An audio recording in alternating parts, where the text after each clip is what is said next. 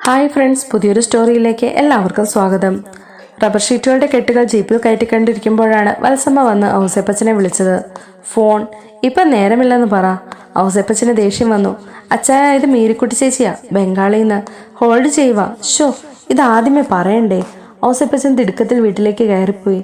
മാറ്റിവെച്ചിരുന്ന receiver എടുത്ത് ധൃതിയിൽ hello പറഞ്ഞു. ഹലോ, ഔസേപ്പച്ചനാ. ഔസേപ്പച്ച, ഞാൻ വിളിച്ചത് ഒരു അത്യാവശ്യ കാര്യം പറയാനാ. ഇന്നലെ രാത്രി കുഞ്ഞാഞ്ഞെ വിളിച്ചിട്ടുണ്ടായിരുന്നു. എങ്ങോട്ട് വിളിച്ചു? പാക്യോങ്ങിലോട്ട്. എനിക്ക് പോലും അറിയത്തില്ലല്ലോ അവിടുത്തെ നമ്പര്. പിന്നെ ലാലിച്ചായൻ എങ്ങനെ കിട്ടി? ഔസേപ്പച്ചൻ അന്തം വിട്ടു. അതാ എനിക്കും അതിശയം. വിളിച്ചിട്ട് എന്തു പറഞ്ഞു? റാണിമോളുടെ കുഞ്ഞ് എവിടെയാണെന്ന് ചോദിച്ചു. ചേച്ചി എന്തു പറഞ്ഞു? ഞാൻ പറഞ്ഞു ജീവിച്ചിരിപ്പില്ലെന്ന്. അതെന്നാ വർത്താനം ചേച്ചി? ഞാനും ആൽബിയും റോബിയും അപ്പച്ചനും പറഞ്ഞത് കുഞ്ഞ് ജീവിച്ചിരിപ്പുണ്ടെന്നാ. ഇപ്പോൾ ചേച്ചി ഇങ്ങനെ പറഞ്ഞപ്പം ഞങ്ങൾ നുണയന്മാരായില്ലേ? കുഞ്ഞാഞ്ഞ രണ്ടും കൽപ്പിച്ചാണെന്നാ തോന്നുന്നേ. എന്നോട് പറഞ്ഞു കൊച്ചു മരിച്ചു പോയെങ്കിൽ ആ മരണ സർട്ടിഫിക്കറ്റ് കോടതിയിൽ ഹാജരാക്കണമെന്ന്. ലാലിച്ചായൻ അവളെ കൊണ്ട് കോടതിയിൽ ഒരു ഹർജി കൊടുപ്പിച്ച പ്രശ്നമാവും. ജീവിച്ചിരിപ്പുണ്ടെന്ന് പറഞ്ഞിരുന്നെങ്കിൽ ആരെങ്കിലും അതിനെ ദത്തെടുത്തെന്ന് പറഞ്ഞു തൽക്കാലം പിടിച്ചു നിൽക്കാമായിരുന്നു. മരിച്ചു പോയെന്ന് പറഞ്ഞാൽ അതിൻ്റെ തെളിവുകൾ നമ്മൾ ഹാജരാക്കേണ്ടി വരും. ഔസേപ്പച്ചൻ വിശദീകരിച്ചു. നിങ്ങൾ എന്തിനാ റാണിയെ കുഞ്ഞാഞ്ഞിയുടെ അടുത്തേക്ക് അയച്ചത്? അതുകൊണ്ടല്ലേ ഈ കുഴപ്പമെല്ലാം? ലാലിച്ചൻ ചോദിച്ചപ്പോൾ വിടാതിരിക്കുന്നത് എങ്ങനെയാ? 3-4 ദിവസത്തേക്ക് എന്നും പറഞ്ഞാൽ കൊണ്ടുപോയത്. നിങ്ങളൊരു കാര്യം ചെയ്യുക, 3 പേരും കൂടി കുളത്തുപുഴ ചെന്ന് അവളെ തിരിച്ചു വിളിച്ചുകൊണ്ട് വാ. അല്ലെങ്കിലും തറവാട്ടിലല്ലേ അവൾ നിൽക്കേണ്ടത്? ഇത്രയും കാലം അവളുടെ കാര്യങ്ങൾ നോക്കിയത് നിങ്ങളാ. റാണിയെ തറവാട്ടിലെത്തിച്ചു കഴിഞ്ഞാൽ പിന്നെ അവൾക്ക് കേസിലും വഴക്കിനൊന്നും പോകില്ലല്ലോ. കുഞ്ഞാഞ്ഞയ്ക്ക് ഇതിലൊന്നും ഒരു താല്പര്യവും ഉണ്ടാകാനും സാധ്യതയില്ല.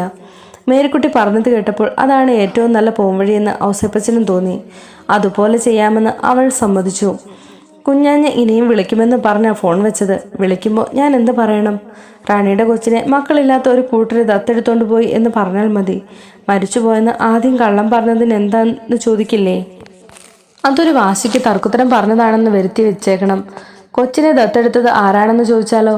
അത് പറയാൻ ദത്തെടുത്ത കൂട്ടരുമായിട്ട് എഴുതിയ കരാറിൽ വ്യവസ്ഥയില്ലെന്ന് പറഞ്ഞാൽ മതി. എടാ ഔസേപ്പച്ച, ഒരു വീണ്ടു വിചാരത്തിന്റെ ശബ്ദത്തിൽ മേരിക്കുട്ടി വിളിച്ചു. ഒരു കള്ളത്തരം മറയ്ക്കാൻ എന്തുമാത്രം കള്ളങ്ങൾ പറയണം? ഉള്ള സത്യം അങ്ങ് തുറന്നു പറയുന്നതല്ലേ നല്ലത്. ചേച്ചി എന്തായി പറയുന്നേ? നമ്മുടെ കുടുംബത്തിന്റെ അഭിമാനം അതോടെ തകർന്നു പോകില്ലേ? റാണിയുടെ കൊച്ചിനെ കൊട്ടാരമറ്റം തറവാട്ടിൽ കൊണ്ടുവന്ന് വളർത്തുന്നത് ചേച്ചിയൊന്ന് സങ്കല്പിച്ചു നോക്കിക്കേ. ആരുടെയെല്ലാം ചോദ്യത്തിന് ഉത്തരം പറയണം?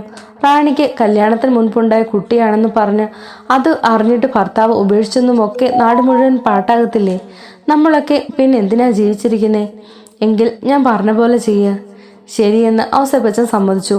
അയാൾ അപ്പോൾ തന്നെ അനുജന്മാരെ 2 പേരെയും വിളിച്ച് അടുത്ത ദിവസം തന്നെ കുളത്തുപുഴയ്ക്ക് പോയി ഷെറിനെ തിരികെ കൂട്ടിക്കൊണ്ടു വരണമെന്ന് ചട്ടം കെട്ടി. വാതിലിന് മുകളിൽ ജിജോയുടെ പൂമാല ഇട്ടിരിക്കുന്ന വലിയ ഫോട്ടോ ഭംഗിയായി ഫ്രെയിം ചെയ്ത് വെച്ചിരിക്കുകയാണ്. ഷെറിൻ ആ ഫോട്ടോയിലേക്ക് നോക്കി 2 നിമിഷം നിന്നു.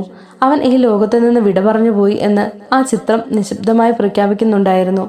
എന്നാൽ ഷെറിന്റെ മനസ്സിലെ ജിജോ മരിച്ചുപോയി എന്ന ഓർമ്മ കടന്നു വരുന്നതേയില്ല. മറിച്ച് അവനുള്ള ഒരു ലോകത്തിലേക്ക് അത്ഭുതകരമായി താൻ എത്തിച്ചേർന്നതുപോലെയാണ് അവൾക്ക് തോന്നിയത്. രേവതിക്കുട്ടി വാതിൽ തുറന്നു. ജിജോമോന്റെ മുറിയായിരുന്നു ഇത്. അവൾ പറഞ്ഞു. എനിക്കറിയാം. ഷെറിൻ മന്ത്രിച്ചു. അവൾ എത്രയോ വട്ടം ഈ മുറിയിൽ കടന്നു വന്നിട്ടുണ്ട്. എന്തെല്ലാം കുസൃതികൾ, എന്തെല്ലാം ഒളിച്ചുകളികൾ, എന്തെല്ലാം കളിത്തമാശകൾ ഒരു മുറിയിൽ വെച്ച് നടന്നിട്ടുണ്ട്. ഇവിടെ വെച്ച് ജോയിയുമായി വാഗ്വാദങ്ങളിൽ ഏർപ്പെട്ടതും വഴക്കിട്ടതും പിണങ്ങിയിരുന്നതും പിന്നെ ഇണങ്ങിച്ചേർന്നതുമെല്ലാം ഷെറിന് ഓർമ്മ വന്നു. ജോ ഉപയോഗിച്ചിരുന്ന മിക്കവാറും എല്ലാ സാധനങ്ങളും ഇവൾ ആ മുറിയിൽ കണ്ടു. അവൻ്റെ ജേഴ്സി, ട്രാക്ക് സൂട്ട്, ഷർട്ടിൽ ബാഡ്മിൻ്റൺ റാക്കറ്റ്, അവൻ്റെ പുസ്തകങ്ങൾ, മാസികകൾ, വസ്ത്രങ്ങൾ, ഷൂകൾ, പേന, പെൻ ഹോൾഡർ, എന്നിങ്ങനെ ആ മുറിയിലുണ്ടായിരുന്ന സാധനങ്ങളെല്ലാം തന്നെ അതേപടി സൂക്ഷിക്കപ്പെട്ടിരിക്കുന്നു. ഷെറിൻ അവയെ ഓരോന്നിലും തൊട്ട് തലോടി. ഷെറിൻ്റെയും ജോജോയുടെയും ഫോട്ടോകൾ ചേർത്ത് വെച്ച ടേബിൾ ഡയറി നോക്കി നിമിഷങ്ങളോളം നിന്നു. ജിജോയുടെ സാന്നിധ്യം ആ മുറിയിൽ അവൾക്ക് അനുഭവപ്പെട്ടുന്നുണ്ടായിരുന്നു. സ്പർശിക്കാൻ കഴിയുന്നില്ലെന്നേ ഉള്ളൂ. കാണാം, അവൻ കുസൃതി പറയുന്നത് കേൾക്കാം. അവനോട് വേണമെങ്കിൽ സംസാരിക്കാം. അലീനയും ഗ്രേസമ്മയും വാതിക്കൽ തന്നെ നിന്നു. രേവതിക്കുട്ടി കുഞ്ഞു കത്തുകളുടെ പേടകം എടുത്ത് ഷെറിനെ കാണിച്ചു. ചേച്ചി, ജിജോമോൻ എഴുതിയ കത്തുകളാണിത്. ചേച്ചി ഗർഭിണിയായിരുന്നു എന്ന സത്യം ഇതിൽ നിന്നാണ് ഞങ്ങൾ മനസ്സിലാക്കിയത്. ഷെറിൻ ആശ്ചര്യത്തോടെ അവളെ നോക്കി. പിന്നെ താജ്മഹലിൻ്റെ ആകൃതിയുള്ള ആ ചെറിയ പേടകം തുറന്നു. അതിനുള്ളിൽ മഞ്ഞ റിബണിട്ട് കെട്ടിയ കത്തുകളുടെ ശേഖരം അവൾ കണ്ടു. അവളുടെ മുഖത്ത് വിവിധ വികാരങ്ങൾ അലതല്ലി. അവൾ ചില കത്തുകൾ എടുത്ത് തുറന്നു നോക്കി. അതിലൂടെ കണ്ണോടിച്ചു. ദേവതിക്കുട്ടി ഡയറിയുടെ സൈസ് ഫോട്ടോ ആൽബം എടുത്ത് ഷെറിനെ നേർക്ക് നീട്ടി. അതിനുള്ളിൽ നിറയെ 6 വർഷം മുമ്പത്തെ ഫോട്ടോകളായിരുന്നു. ജിജോ തനിച്ചുള്ള പലതരം ഫോട്ടോകൾ, പല പ്രായത്തിൽ എടുത്തത്. ഷെറിൻ്റെയും ധാരാളം ഫോട്ടോകൾ അതിലുണ്ടായിരുന്നു. ഷെറിൻ ഫോട്ടോ ആൽബത്തിൻ്റെ പേജുകൾ മറിച്ചുകൊണ്ടിരുന്നു. അപ്പോൾ ഗ്രേസമ്മയും അലീനയും ചുറ്റും വന്നു നിന്നു. അവരും ഫോട്ടോകൾ കാണുകയാണ്. മാമച്ചനും ഗ്രേസമ്മയും ഷെറിനും ജിജോയും കൂടി ഒന്നിച്ചിരിക്കുന്ന ഫോട്ടോ കണ്ടപ്പോൾ ഗ്രേസമ്മ സങ്കടപ്പെട്ടു. ഇപ്പം നമ്മളെല്ലാവരും ഒത്തുകൂടിയപ്പോൾ അവൻ മാത്രമില്ല. അവനുണ്ടായിരുന്നെങ്കിൽ എന്തുമാത്രം സന്തോഷിച്ചേനെ. അടുത്ത പേജിൽ ഷെറിനും ജിജോയും തോളത്തിൽ കൈയിട്ട് നിൽക്കുന്നു. അതും കൂടി കണ്ടതോടെ ഗ്രേസമ്മയുടെ കണ്ണു നിറഞ്ഞു. എന്തൊരു ചേർച്ചയാണെന്ന് നോക്കിക്കേ രണ്ടുപേരും തമ്മിൽ. എൻ്റെ മോൻ്റെ പെണ്ണായിട്ട് വലതുകാലം വെച്ച് ഈ വീട്ടിലേക്ക് കയറി വരേണ്ടവളായിരുന്നില്ലേ ഇവൾ? എൻ്റെ മരുമോളായിട്ട് ഇവിടെ താമസിക്കേണ്ടവളല്ലേ? ദൈവം എന്തിനാ അവനെ ഇത്ര പെട്ടെന്ന് തിരിച്ചു വിളിച്ചത്? അലീന ഷെറിനെ നോക്കി. അവളെയും സങ്കടം ബാധിക്കുമോ എന്നായിരുന്നു അലീനയുടെ പേടി. ഷെറിൻ മന്ദഹസിച്ചുകൊണ്ട് ഗ്രേസമ്മയുടെ കയ്യിൽ പിടിച്ച് ആശ്വസിപ്പിച്ചു. ജോ മരിച്ചെന്ന് ആര് പറഞ്ഞു? മരിച്ചിട്ടൊന്നുമില്ല ആൻറ്റി. ഇവിടെയുണ്ട്, നമ്മുടെ മനസ്സിലുണ്ട്. പിന്നെ എവിടെയോ ജോയുടെ ജീവനും വളരുന്നുണ്ട്. ശാന്തവും ആഴമേറിയതുമായിരുന്നു ഷെറിൻ്റെ ശബ്ദം. ഗ്രേസമ്മയ്ക്ക് അത് കേട്ട് ആശ്വാസം തോന്നി. ഷെറിൻ ഫോട്ടോ ആൽബം രേവതിയെ തിരിച്ചേൽപ്പിച്ചു. എന്നിട്ട് ഗ്രേസമ്മയുടെ കൈയും പിടിച്ച് മുറിവിട്ടിറങ്ങി. ജിജോ മോനെ ഓർത്ത് ഷെറിൻ ചേച്ചിക്ക് സങ്കടമൊന്നുമില്ലേ? രേവതിക്കുട്ടി സംശയത്തിൽ അലീനയെ നോക്കി. റാണി ആൻറ്റിക്ക് ജിജോ മോൻ്റെ ഒരു മധുര നൊമ്പരമാണ്. നഷ്ടപ്പെട്ടതോർത്ത് ഒരിക്കൽ ഒരുപാട് കരഞ്ഞിട്ടുണ്ടാവും. പിന്നെ എല്ലാ നഷ്ടങ്ങളെയും മായ്ച്ചു കളഞ്ഞ് വലിയ നേട്ടമുണ്ടായി ജിജോ മോൻ്റെ കുഞ്ഞ്. അതിനേക്കാൾ വലുതല്ല റാണി ആൻറ്റിക്ക് മറ്റൊന്നും, അലീന പറഞ്ഞു. രേവതിക്കുട്ടി എല്ലാം പഴയതുപോലെ അടുക്കി വെച്ചു. അവർ മുറിക്ക് പുറത്ത് കടന്നു. വൈകുന്നേരം രേവതിക്കുട്ടി അലീനയുടെ മട്ടിപ്പാവലിലേക്ക് കൂട്ടിക്കൊണ്ടുപോയി ഒരു കാഴ്ച കാട്ടിക്കൊടുത്തു. താഴെ പുൽത്തകടിയിൽ തോൾ ചാരിയിരുന്ന് സംസാരിക്കുന്ന ഗ്രേസമ്മയും ഷെറിനും. മതിലിനോട് ചേർന്ന് നിരയൊത്ത നിൽക്കുന്ന കാറ്റാടി മരങ്ങളുടെ ചില്ലകൾക്കിടയിലൂടെ നൂറ്റു വരുന്ന അന്തിവയിൽ പുൽത്തകടിയിൽ അവിടെ ഇവിടെ വീണ് കിടപ്പുണ്ട്. ഒരു വേള ഷെറിൻ ഗ്രേസമ്മയുടെ തോളത്തേക്ക് തല ചായച്ചു. ഗ്രേസമ്മ എന്തോ പറഞ്ഞപ്പോൾ അത് കേട്ട് അവൾ ചിരിച്ചു. നല്ല ഇണക്കം അല്ലേ അലീന ചേച്ചി? അമ്മയും മോളും പോലെ, രേവതിക്കുട്ടി സന്തോഷത്തോടെ പറഞ്ഞു. ഇപ്പൊ കണ്ട റാണി ആൻറ്റി ഒരു രോഗിയാണെന്ന് പോലും തോന്നില്ല. ശരിയാ, ഞാനും മകളും ആൻറ്റിയും കൂടി കഴിഞ്ഞ കൊല്ലം പുനലൂർ ചെന്ന് കാണുമ്പോൾ എന്തായിരുന്നു അവസ്ഥ? ആ ഷെറിൻ ചേച്ചിയാണോ ഇതെന്ന് സങ്കല്പിക്കാൻ പോലും വയ്യ. അത്രയ്ക്ക് മാറ്റം. ഇപ്പോൾ ചില നേരത്ത് ഒരു വല്ലാത്ത മൂഡൗട്ട് ഉണ്ടെന്നേ ഉള്ളൂ. അതും മാറിക്കോളും. അലീനയും രേവതിക്കുട്ടിയും അവരെ തന്നെ നോക്കി നിന്നു. ഷെറിൻ സന്തുഷ്ടയായി കാണപ്പെട്ടു. ആഗ്രഹിച്ചിരുന്ന ഒരു ലോകത്ത് എത്തിച്ചേർന്നത് പോലെയായിരുന്നു അവളുടെ പെരുമാറ്റം. രാത്രിയിൽ അലീന രോഹിത്തിനെ ഫോണിൽ വിളിച്ചു സംസാരിക്കുന്നതും ഷെറിനും ഇപ്പോൾ എറണാകുളത്തുണ്ടെന്ന് അറിയിച്ചു. ഇടയ്ക്ക് വിളിക്കുമ്പോഴെല്ലാം അപ്പോഴപ്പോഴത്തെ സംഭവ വികാസങ്ങൾ അവൾ രോഹിത്തിനെ അറിയിച്ചുകൊണ്ടേയിരുന്നു. രോഹിത്ത് തിരിച്ചു. എറണാകുളം വിശേഷങ്ങൾ രോഹിത്തിനോട് വിസ്തരിച്ചതിന് ശേഷം അലീന ചോദിച്ചു, പവിത എവിടെ? ഉറങ്ങിയോ? അവൾ ഇവിടെ ഇല്ല അലീന ചേച്ചി, അമ്മയുടെ കൂടെ കൊല്ലപ്പള്ളിക്ക് പോയിരിക്കുക. രോഹിത്ത് പറഞ്ഞു. കൃഷ്ണമോളോ? അവൾ ഉറങ്ങി. അച്ഛൻ വന്നില്ലേ? വന്നു, ഇവിടെയുണ്ട്. അവൾ ഇവിടില്ലേ മരം കൊത്തി? അവളുടെ കയ്യിൽ കൊടുക്കണോ ഫോൺ? വേണ്ട ചേച്ചി, എനിക്ക് നാണക്കേടാ അലീന ചേച്ചി ഇരിക്കുമ്പോൾ അവളോട് സംസാരിക്കാൻ. മുമ്പ് ഇങ്ങനൊരു നാണക്കേടില്ലായിരുന്നല്ലോ. എൻ്റെ മുമ്പിൽ വെച്ച് ആയിരുന്നല്ലോ രണ്ടുപേരും കൂടി ഡയലോഗ് മുഴുവൻ. അതുപോലെയല്ല ഇപ്പം. ഇപ്പോഴെന്ത് പറ്റി? ഇപ്പം എനിക്കറിയില്ല അലീന ചേച്ചി എൻ്റെ സ്വന്തം ചേച്ചിയാണെന്ന്. അതും നീ എന്നെ ചേച്ചിയായിട്ടല്ലേ കണക്കാക്കിയിരുന്നത്? അതെ, എന്നാലും വ്യത്യാസമുണ്ട്. ശരി, എങ്കിൽ വേണ്ട. അച്ഛന് ഫോണൊന്ന് കൊടുക്കുമോ? അതോ ഞാൻ അച്ഛൻ്റെ സെൽ നമ്പറിൽ വിളിക്കണോ? ഇത് കൊടുക്കാൻ അലീന ചേച്ചി. അതിനു മുമ്പ് ഒരു കാര്യം കൂടി പറയാനുണ്ട്. പറഞ്ഞു. എന്താ? ഞാനും കൂടി നാളെ എറണാകുളത്തേക്ക് വരട്ടെ.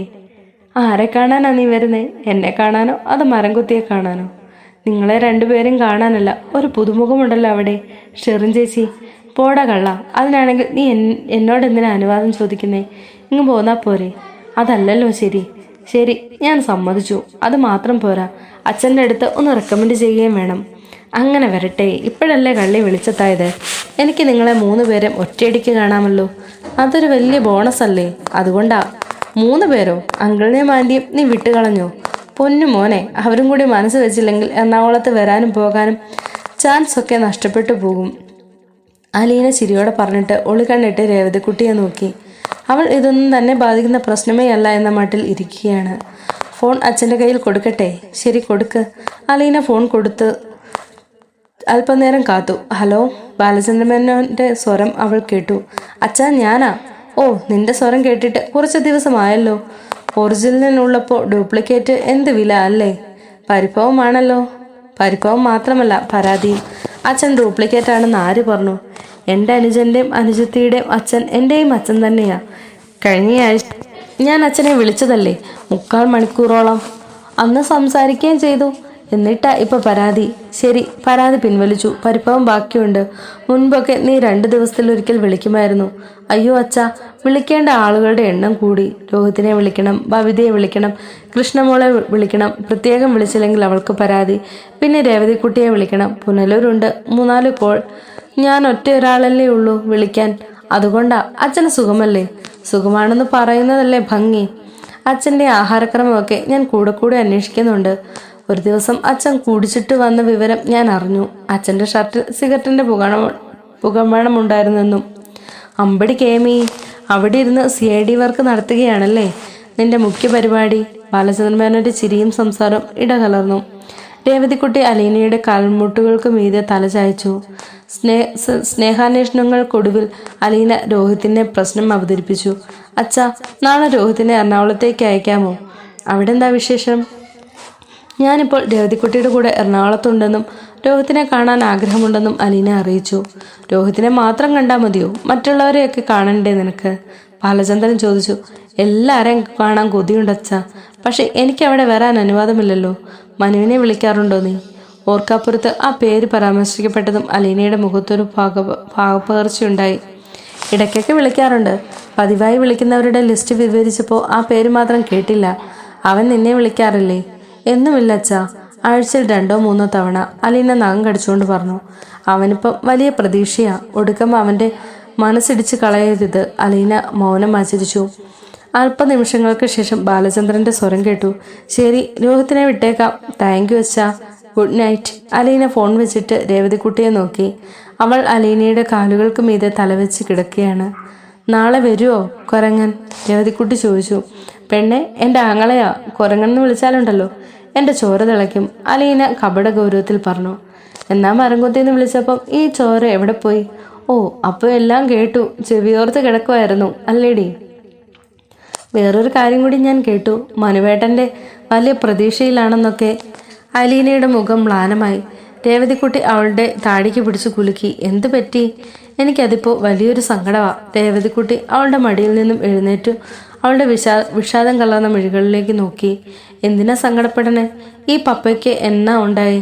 അതിനു മുൻപേ മനുവേട്ടനെ ഇഷ്ടപ്പെട്ടതല്ലേ അലീന ചേച്ചി? കടപ്പാട്ടൂർ വീട്ടിലെ സെർവൻറ്റ് മാത്രമായിരുന്നപ്പം അലീന ചേച്ചിയെ സ്നേഹിക്കാൻ ഈ മനുവേട്ടനല്ലേ ഉണ്ടായിരുന്നുള്ളൂ. പപ്പയ്ക്ക് ഒട്ടും ഇഷ്ടമല്ല മോളെ. കൊല്ലപ്പള്ളി വീട്ടുകാരെ കുറിച്ച് കേൾക്കുന്നത് പോലും വെറുപ്പാ പപ്പയ്ക്ക്. കടപ്പാട്ടൂരിന്ന് അച്ഛനോ രോഹിത്തോ കുളത്തുപുഴയ്ക്ക് വന്ന പപ്പയുടെ മുഖഭാവം മാറും. ആ ബന്ധങ്ങളെല്ലാം ഞാൻ ഉപേക്ഷിച്ചിരിക്കണമെന്ന പപ്പയുടെ ആഗ്രഹം. അങ്ങനെ കേണലിൻ്റെ ഇഷ്ടത്തിനനുസരിച്ച് ജീവിക്കാനുള്ളതാണോ മറ്റുള്ളവരുടെ ജീവിതം? കേണൽ വേണമെങ്കിൽ കേണലിൻ്റെ ഇഷ്ടം പോലെ ജീവിച്ചോട്ടെ. അതിനുവേണ്ടിയാണല്ലോ ഭാര്യയും മക്കളെയും ഒക്കെ വല്ല നാട്ടിലും താമസിപ്പിച്ചിട്ട് കുളത്തുപുഴ ബംഗ്ലാവിൽ വന്ന് കിടക്കുന്നത്. അവിടെ ആകുമ്പോൾ ആരും ചോദിക്കത്തില്ല. ആകെയുള്ളത് കുറെ പട്ടികളാണ്. അവറ്റകൾക്ക് തീറ്റ കൊടുത്താൽ എപ്പോഴും വാലാട്ടി കാണിച്ചോളും. രേവതിക്കുട്ടിയുടെ സ്വരത്തിന് അമർഷം കലർന്നിരുന്നു. ഞാനിപ്പം ആ കുടുംബത്തിലെ ഒരംഗമായില്ലേ മോളെ? പപ്പയുടെ സംരക്ഷണയിലല്ലേ ജീവിക്കുന്നത്? ആരുടെയും വാക്ക് കേൾക്കുന്നയാളല്ല പപ്പ. ആരുടെ മുൻപിലും തലകുനിക്കുകയുമില്ല. പക്ഷേ ഞാൻ എന്തെങ്കിലും ആവശ്യപ്പെട്ട പപ്പ അത് സാധിച്ചു തരും. എന്നോട് അത്രയ്ക്ക് സ്നേഹമുണ്ട്.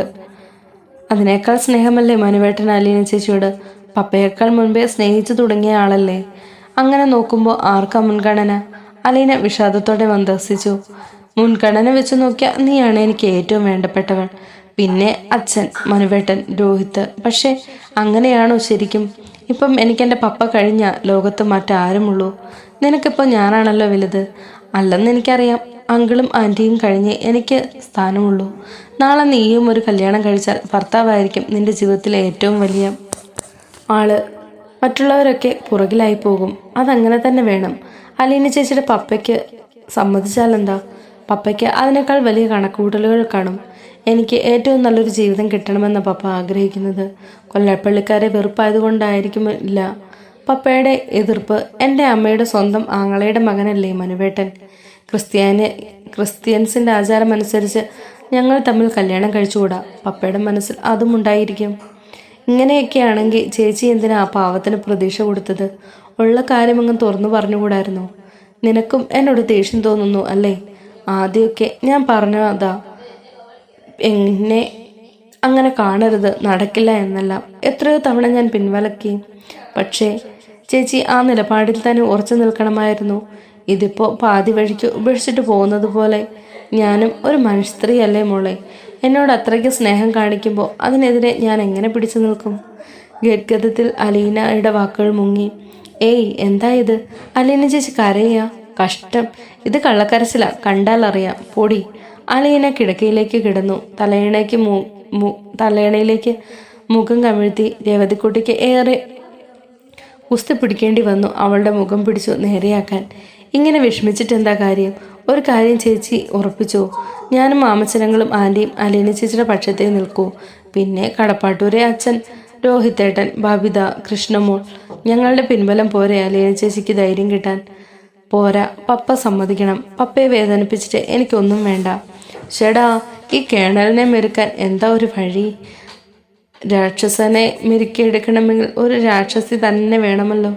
രേവതിക്കുട്ടി കടിച്ചുകൊണ്ട് ആലോചനയിലേക്ക് കണ്ടു.